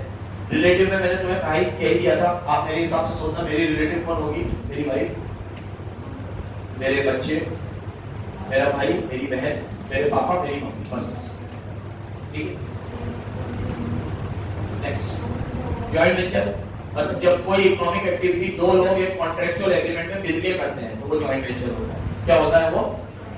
तो जॉइंट कंट्रोल का भी यही मतलब है कि जब आप पावर टू गवर्न एग्री करते हो कि भैया इसमें जो भी कुछ होगा फाइनेंशियल और ऑपरेटिंग पॉलिसी अपन लोग लेंगे और उसके बेनिफिट्स भी अपन लोग लेंगे। इसका एक बेस्ट एग्जांपल देता हूं मैं तुम्हें जॉइंट कंट्रोल का। फॉर्मूला 1 की रेसिंग हुई थी इंडिया में, है ना? वो एयरटेल ने और जेपी ग्रुप ने मिलकर करी थी। एयरटेल उसका टाइटल स्पॉन्सर भी था। तो एयरटेल और जेपी ने कहा, जेपी ग्रुप तो वो है कंस्ट्रक्शन का रीजन लाइन में हो, जेपी ग्रुप, और एयरटेल आपका टेलीकॉम है, ये दोनों बिल्कुल अलग अलग है। लेकिन फॉर्मूला 1 की रेसिंग इन्होंने करवाई थी पूरा टूर्नामेंट इंडिया में, यूपी में कहीं हुआ था पूरा। फिर बोला था इसको पूरा अपन स्पॉन्सर करेंगे, पूरा करेंगे, पैसा आएगा अपन आधा आधा बांट लेंगे, प्रॉफिट जो भी हो, इन्होंने करवाई। तो वो जॉइंट कंट्रोल और जॉइंट वेंचर का एक एग्जांपल वो भी है, जहां पे आप कुछ काम करते हो जो आपकी मेन एक्टिविटी से अलग होता है। Contractual agree sharing of power to govern financial and operating policy of enterprise so as to obtain benefit, ताकि उससे आपको क्या मिल जाए, कुछ बेनिफिट। वो अलग टेलीकॉम में था, वो अलग चीज में था, लेकिन दोनों ने मिलकर एक चीज करा के जो बेनिफिट आया दोनों ने आपस में बांट लिया। तो ये जॉइंट कंट्रोल है। क्या है ये? हालांकि एक ही है दोनों एक तरीके से। जॉइंट वेंचर में आप ये कह सकते हो कि आप उस काम को कंटिन्यू बेसिस पे करोगे, जॉइंट कंट्रोल में कह सकते हो कि ये एक वेंचर बेस होता है, एक काम करेंगे, वो हो गया सक्सेसफुल, फिर तुम अपने रास्ते रहते हैं। होल्डिंग सब्सिडी कितनी बार बताऊं? सब्सिडी कौन होता है? जिसमें आपका वन और मोर सब्सिडी हो, 50% ज्यादा कंट्रोल हो। और फेलो सब्सिडी का रूल भी यहाँ लगता है कि एक कंपनी अगर आपकी फेलो सब्सिडी है तो वो भी आपकी सब्सिडी मानी जाएगी। इसमें तो बात करी थी, अभी एग्जांपल भी समझ लिया।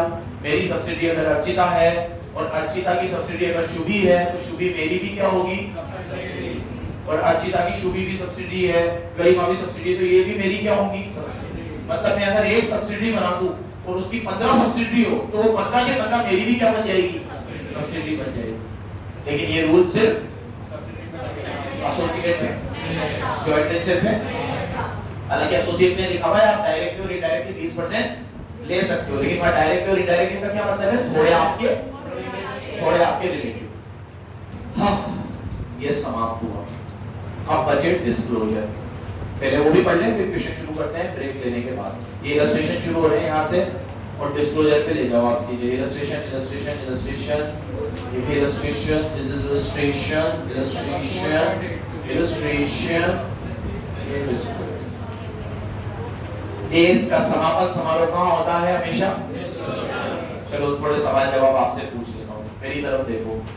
खुशी बताएगी, खुशी ने सूर्यवंशी भी देगी। खुशी, खुश है तू इस दुनिया में आकर और इस कोचिंग में आकर?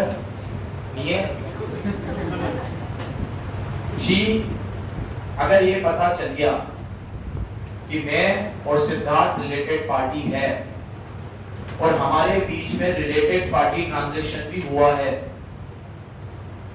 तो क्या डिस्क्लोजर मुझे देना चाहिए? मैं रिपोर्टिंग एंटरप्राइज, सिद्धार्थ मेरी सब्सिडी है सिद्धार्थ, और हमारे बीच में रिलेटेड पार्टी ट्रांजैक्शन भी हुआ है, किस प्राइस पे हुआ है मैटर नहीं करता, पहले ही बता दिया। क्या डिस्क्लोजर देना चाहिए? सोच थोड़ा ऐसे, तेज बोल थोड़ा।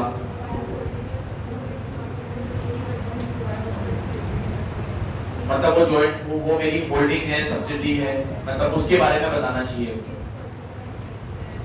हाँ ठीक है, बस बस बस। हाँ दिव्यांश, और एक बता कुछ भी एक हो गया ना, वो कि ये मेरी होल्डिंग है, सब्सिडी है, कॉन्टेक्स्ट आई गया उसमें। हाँ, ट्रांजैक्शन का नेचर बताना पड़ेगा। और तू बोल गरिमा कुछ। हाँ बोल। रिलेटेड पार्टी है वो, अच्छा अगर वो आपकी फाइनेंशियल और ऑपरेटिंग डिसीजन में पार्टिसिपेट करता है तो क्या डिसीजन वो लेता है, ठीक है। और कोई किस प्राइस पे हुआ है, ये तो जरूरी बताना ही पड़ेगा। आप सेल प्राइस पे हुआ है कि किसी भी प्राइस पे हुआ है आपको प्राइस बताना पड़ेगा। हाँ चालू, ठीक है। और कुछ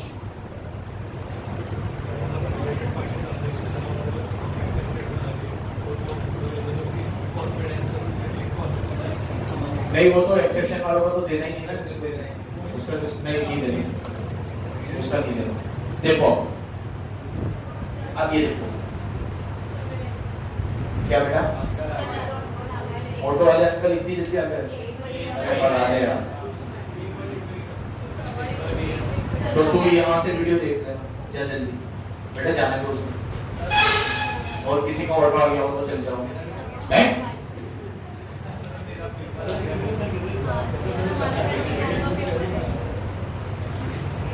और बढ़िया बच्चे हो तो, इतने बढ़िया बच्चे कैसे आ सकते हैं? क्या बेटा हेलमेट लगा के जाना। देखो at the outset it is to be noted that AS 18 ने कहा है कि आपको रिलेटेड पार्टी का नाम, रिलेटेड पार्टी के ट्रांजैक्शन आपको दे देंगे इररिस्पेक्टिव ऑफ वेदर कि उसके बीच में ट्रांजैक्शन हुआ हो या ना हुआ हो। लेकिन अगर ट्रांजैक्शन हुआ है तो ये सब चीजें देनी है, 7 है शायद, 5 6 और 7, ये 7 चीजें आपको याद करनी है। नंबर 1 नेम, ये आपने को बोला कि उसका नाम क्या है, description. Number 3 nature of transaction, क्या सेल करा है, परचेज करा है, इमोबल प्रॉपर्टी खरीदी है, मोबाइल प्रॉपर्टी बेची है, क्या करा है, क्या करा है, वो तो करा है, ट्रांजैक्शन का नेचर। नंबर 4 वॉल्यूम, एक बार करा, 2 बार करा, 50 बार करा, कितनी बार करा साल में ट्रांजैक्शन, वॉल्यूम। एनी अदर, जो भी इंपॉर्टेंट चीज हो तुम्हें बतानी हो, एनी अदर को काट दो और ये 2 चीज इंपॉर्टेंट मार्क करो। कोई भी अमाउंट जो आपने प्रोविजन फॉर बैड डेब्ट्स में डाल रखा हो कि ये मैंने ट्रांजैक्शन रिलेटेड पार्टी के साथ किया था, लेकिन अब ये चांस कम है कि इतना पैसा मिलेगा। जैसे मैंने किया तो 1.5 करोड़ में था, लेकिन आने की संभावना है 1.25 करोड़, तो 25 लाख डूबेंगे मेरे, तो वो, और कितने डूब गए जो आपने राइट ऑफ कर दिए वो, क्योंकि रिलेटेड पार्टी का ट्रांजैक्शन आपने राइट ऑफ किया है तो दाल में काटा। सुनो इधर, सुनो सुनो, मैं अगर तुम्हारे पैसे को बैड डेब्ट्स मान लूंगा ना तो लोग इतना नहीं सोचेंगे, और मैंने जहां मेरे भाई के कोई पैसे बैड डेब्ट्स मान लिए, ओ ये तो भाई था इसकी कंपनी में, इसके भाई से माल लेते थे, भाई को लॉस हो गया तो खुद ने बैड डेब्ट्स कर लिया, भाई था इसलिए ऐसा किया, दूसरे होते तो ऐसा, दूसरे को तो ये एक पैसा ना छोड़े, भाई का था इसलिए छोड़ दिया। तो इसलिए बताओ कि कितना related party transaction right of किया है। ये 7 में से 6 पॉइंट याद हो जाने चाहिए आपको। नेम, रिलेटेड पार्टी का नाम, nature of transaction, volume of transaction, amount, कितना प्राइस चार्ज किया, क्या किया, कितना प्रोविजन बनाया, और कितने अमाउंट राइट ऑफ किया, return of. In related party transaction में कितना अमाउंट आपने क्या किया, ठीक है।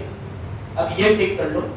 अगर आपने सिमिलर नेचर के ट्रांजैक्शन बार-बार किए तो आप उसे एग्रीगेट कर सकते हो, अलग-अलग दिखाने की जरूरत नहीं। जैसे आपने एक ही बंदे से रिलेटेड पार्टी ट्रांजैक्शन 15 बार की हो, 15 बार आपने माइक ही खरीदा है, तो 15 बार का एग्रीगेट करके दिखा सकते हो, अलग-अलग दिखाने की जरूरत। की मैनेजर रेम्यूनरेशन कितना दिया है वो आपको डिस्क्लोज करना पड़ेगा, क्योंकि रिलेटेड पार्टी ट्रांजैक्शन। जैसे कल मैंने कहा कि निखिल कामत जी को 50 करोड़ रुपए सैलरी मिली ज़ीरोडा से, दिखा दो, दिखाया कोई तो मुझे पता चला, नहीं तो सैलरी में छूट जाता, नहीं तो आप ये दिखाते टू सैलरी 100 करोड़, किसको पता चलती कि ये 100 करोड़ में से 50 करोड़ तो मेरी ही है, डिस्क्लोजर दिया तो पता चला। तो की मैनेजर पर्सन को कितना रेम्यूनरेशन दे रहे हो ये भी बताना, ये डिस्क्लोजर है। डिस्क्लोजर देने से आपकी नियत पता चलेगी बच्चों, डिस्क्लोजर देने से पता चलेगा कि आपके मन में कोई चोर नहीं, हमने जो दिया है वो डिजर्व करता है इसलिए दिया है।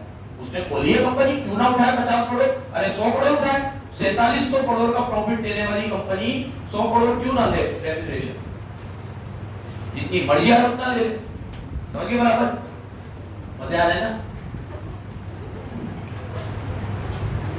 ये रिलेटेड पार्टी ट्रांजैक्शन की लिस्ट इसको काट सकते हो, परचेज करना, सेल करना, सर्विस देना, सर्विस लेना, लीज पे लेना, हायर परचेज। अब मैं तुम्हें ये बताऊं ट्रांजैक्शन क्या होते हैं, कोई भी ट्रांजैक्शन हो सकते हैं, तुम्हारे साथ सेल करी, परचेस करी, रॉ मटेरियल खरीदा, रॉ मटेरियल बेचा, फिनिश गुड खरीदा, फिनिश गुड बेचा, तुमसे कोई मशीन लीज पे दी, तुम्हें कोई मशीन लीज पे दी, तुमसे कोई चीज हायर परचेज मिली, तुम्हें कोई चीज हायर परचेज मिली, तुमसे कोई सर्विस अवेल करी, तुम्हें कोई सर्विस रेंडर करी। ट्रांजैक्शन तो कुछ भी हो सकते हैं, ये तो नहीं पूछेगा व्हाट इज ट्रांजैक्शन। केस समाप्त हुआ, समझ गए बराबर? पॉज कर दो, फिर क्वेश्चन करेंगे। चाय वाली पी लो। इलस्ट्रेशन नंबर 1, सारे टेक्स्ट को पढ़ने के बाद हमें मैक्सिमम क्वेश्चन हो जाएंगे जिसमें ये पहचानना होगा कि बताओ ये रिलेटेड पार्टी है कि या तो फिर डायरेक्ट बनेगा।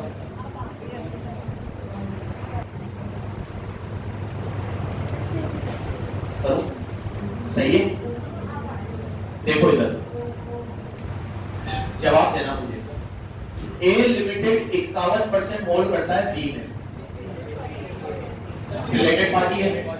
ए होल्डिंग और बी सिंपल है बिल्कुल, और बी 51 करता है ओ में। ए के लिए बी भी है और ए के लिए ओ भी है। Z 49 करता है ओ में, तो Z के लिए ओ नहीं है, लेकिन Z के लिए O एसोसिएट है, क्योंकि 20 से Z के लिए O क्या है? अब O B के लिए क्या थी? सब्सिडी। तो O के लिए अगर मैं रिलेटेड ढूंढूंगा तो दो, एक O के लिए रिलेटेड Z हो गया और B हो गया। जब इस तरह का क्वेश्चन आया ना बच्चों, तो हर एंटरप्राइज को रिपोर्टिंग एंटरप्राइज मान के आंसर देना। बोलो क्या बोला मैंने? हर एंटरप्राइज को रिपोर्टिंग एंटरप्राइज मान के आंसर। क्योंकि मैं किसके लिए किसको क्या मान रहा हूं ये तो आपने बताया नहीं। आप मुझे बताओ रिलेटेड पार्टी ए के लिए बतानी है, बी के लिए बतानी है, Z के लिए बतानी है, O के लिए बतानी है, तो मैं चारों को लेके आंसर दूंगा। तो जब भी ये ना गिवन होना कि रिपोर्टिंग एंटरप्राइज कौन है, तो सब रिपोर्टिंग है और सबके लिए इंडिविजुअल आंसर बनेंगे। इस क्वेश्चन के मेरे 4 आंसर बनेंगे। कितने आंसर बनेंगे? ये देखो, अगर मैं रिपोर्टिंग एंटरप्राइज किसको मानूं? ए, तो उसके लिए बी क्या है? रिलेटेड पार्टी, और ओ भी क्या है? Related party. ये तुम लोगों ने बताया। अगर मैं रिपोर्टिंग एंटरप्राइज बी मानूं, तो बी के लिए ए होल्डिंग है तो ए रिलेटेड है, और बी की ओ सब्सिडियरी है तो ओ क्या है? ओ भी रिलेटेड। ए भी रिलेटेड है, ओ भी रिलेटेड। अगर मैं रिपोर्टिंग एंटरप्राइज ओ को मानूं, तो ओ के लिए बी तो है क्योंकि बी उसकी होल्डिंग ही है, एक ओ के लिए बी, और बी की होल्डिंग ए है तो ए भी इसके लिए क्या है? होल्डिंग, और Z इसके लिए एसोसिएट है तो इसके लिए Z भी, Z इसके लिए क्या है? एसोसिएट। ये लिखा हुआ बराबर लिखा हुआ। अब सिर्फ Z की बात करें तो Z के लिए O है। कौन है? ये O आ गया। सिंपल था। यही क्वेश्चन आएंगे बस कि बताओ रिलेटेड पार्टी है कि बिल्कुल प्रैक्टिकल तो इसमें पढ़ा ही नहीं है। ये पढ़ाया कि रिलेटेड पार्टी कौन होती है और कौन नहीं होती। इसमें वो कंट्रोल वगैरह की जो डेफिनेशन आज अपन ने डीप पढ़ी है, सिग्निफिकेंट इन्फ्लुएंस का मतलब डीप पढ़ा है। वो डायरेक्टर वाली बात पढ़ी कि 20% एसोसिएट होने के बाद भी हो सकता है, हीरा ठाकुर वाली बात पढ़ी, उस सब पे से क्वेश्चन पढ़ेंगे थोड़े, वो ध्यान रखना। चलो नेक्स्ट एक सिनेरियो है जिसमें A के पास 60% है B है, तो A के लिए B क्या है? सब्सिडी, और B के लिए A क्या है? होल्डिंग। A के पास 22% है C में, और B के पास 30% है C में।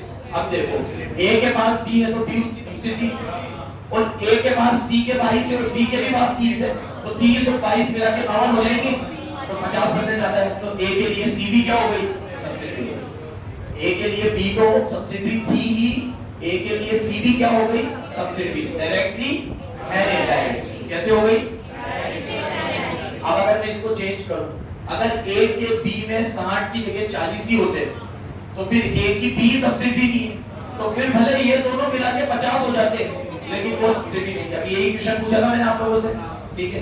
तो याद रखना, फेलो सब्सिडी बनवाने के लिए पहले इसका मेरा सब्सिडी होना जरूरी है। एक बार ये मेरी सब्सिडी हो जाएगी तो इसके और मेरे शेयर को काउंट किया जाएगा।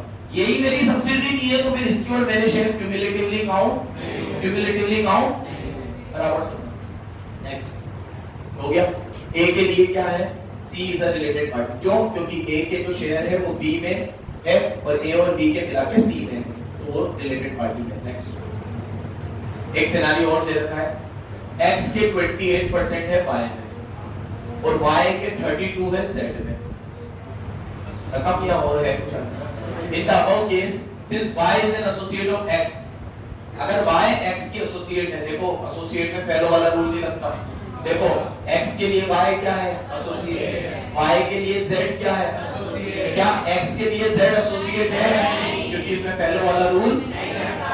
चलो very good. No, in relation to x z is not a related party because as per AS 18 associate is not a related party. associate of associate, subsidy की सब्सिडी, आपकी सब्सिडी, एसोसिएट की associate, joint venture की joint venture. ठीक है, याद है ना बराबर? नेक्स्ट 6 अरे 4 P के Q में कितने हैं और Q के R में कितने हैं और Q के S में कितने हैं? 80। R के X में कितने हैं? घबराना मत, ऐसे क्वेश्चन देख के कोई दिक्कत नहीं है। सबको इंडिविजुअल ट्रीट करना, इंडिविजुअल आंसर दोगे तो सब सही जाएंगे। रूल तो वही रहेगा ना, कितना भी घुमा लो। S के अंदर Y में कितने हैं? मेरे को तो ये सभी एक दूसरे के वो लग रहे हैं क्योंकि सब में 50 से तो ज्यादा है ही से 50 से तो। अब आपको ये बताना पड़ेगा इनमें से रिपोर्टिंग एंटरप्राइज कौन है। नहीं बताओगे तो मैं सबको रिपोर्टिंग एंटरप्राइज मान के करूंगा। कुछ बताया है क्या?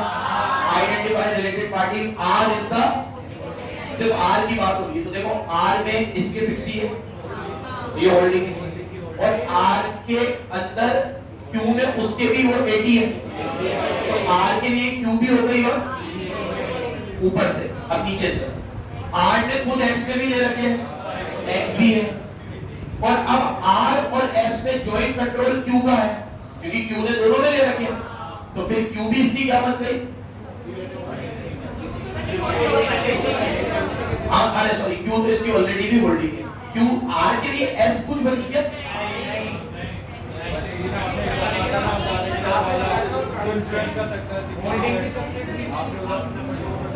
यहाँ पे याद है क्या हो रहा है?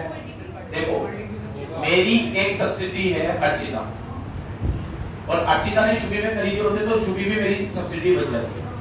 अब मैंने अर्चिता में खरीदे हैं और मैंने ही शुभी में भी खरीदे हैं, तो मेरे लिए तो अर्चिता भी है और शुभी भी है, लेकिन क्या अर्चिता और शुभी आपस में है क्या? ये देखो R और S आपस में है क्या? देखो बराबर सुनना, सुनना मेरी बात सुन लो 2 मिनट, जल्दी मत करो। R में Q तो है ही क्योंकि Q के दायरे के साथ, R में P भी है क्योंकि P के Q में है और Q के R में है, तो इसके लिए ये भी होल्डिंग है और वो भी होल्डिंग है क्योंकि ये होल्डिंग की सब्सिडी आपकी भी सब्सिडी, ये वाला रूल लग गया इधर से, तो ये चार्ट बहुत बढ़िया बना रखा है। फिर R के अंदर X के है तो X भी बन गई। अब मुझे बस हॉरिजॉन्टल बता दो, वर्टिकल तो ठीक है, होनी चाहिए। हाँ मनीष मल्होत्रा, हाँ कर रहे हो आप, रीजन कौन सा रूल लगेगा बेटा? पढ़ सकते हैं अपन चाहे तो, अरे वो पढ़ तो सही पाओली नीचे। हाँ मनीष तू क्या बोल रहा है, तू बता, तेज बोल भाई।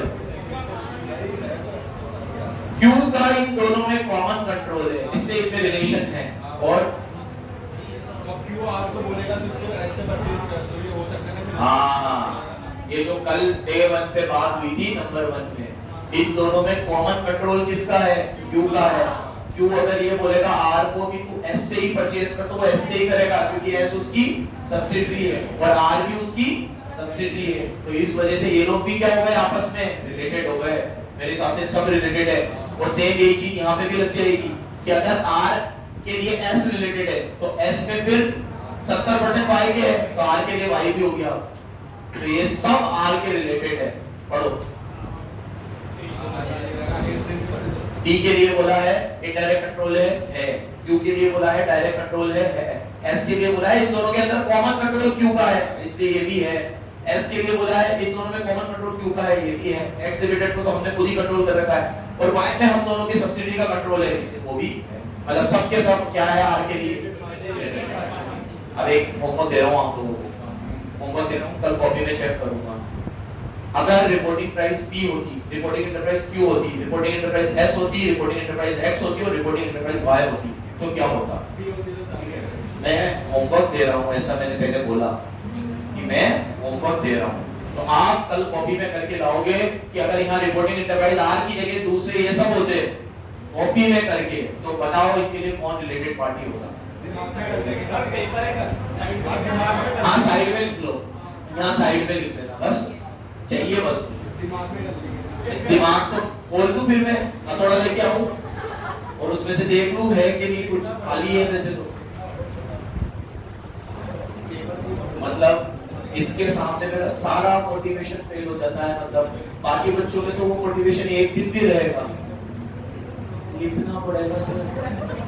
वो अभी तो मैं क्या बात कर रहा था, 6 महीने एक जैसा खाने की, सोने की, उठने की, यहाँ तो लिखना पड़ेगा सर।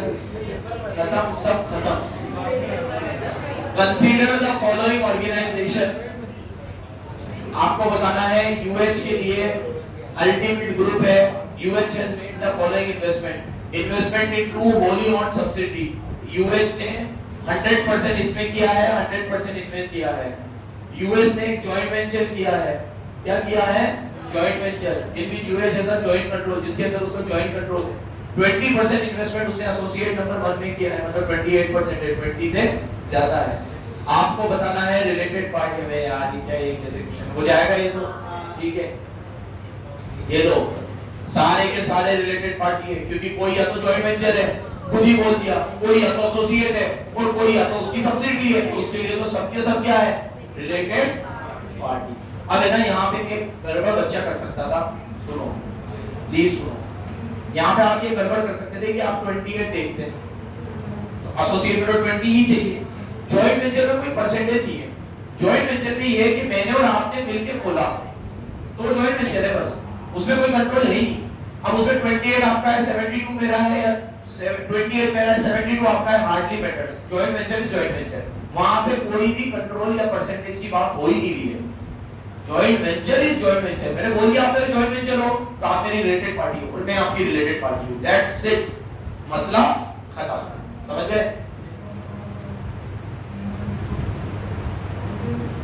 फिर वही आ गया, फोटो बढ़िया बनाया है यार। एंडी तो देखो,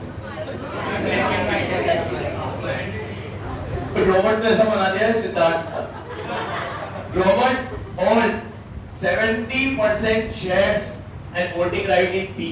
आपके पास 70% कंट्रोल है पी में, रॉबर्ट के पास। तो डायरेक्टली और इनडायरेक्टली ये 50 से ज्यादा हो गया। तो रॉबर्ट इंडिविजुअल, सर ये पहले के क्वेश्चन में, इसमें पहले में इंटरप्राइज की बात हो रही थी, अब इंडिविजुअल की बात हो रही है। रिलेटेड पार्टी में 5 लोग हैं, होल्डिंग सब्सिडी पहले में, जॉइंट वेंचर एसोसिएट दूसरे में, इंडिविजुअल डायरेक्टली डायरेक्टली करे तीसरे में, की मैनेजर पर्सन चौथे में, कभी मत भूलना, और की मैनेजर पर्सन और इंडिविजुअल की एंटरप्राइज 5वें में, सीओडी की एंटरप्राइज 5वें में। 5 लोग कौन होते हैं? रिलेटेड पार्टी होते हैं। अब रॉबर्ट के 70% शेयर है पी में, ठीक है। डिटरमाइन अगर एंडी रॉबर्ट की स्पाउस है, वो रिलेटिव, हां क्योंकि इंडिविजुअल के रिलेटिव भी कवर है, और रिलेटिव में स्पाउस, रिलेटिव में कौन आता है? मेरे रिलेटिव, मेरी वाइफ,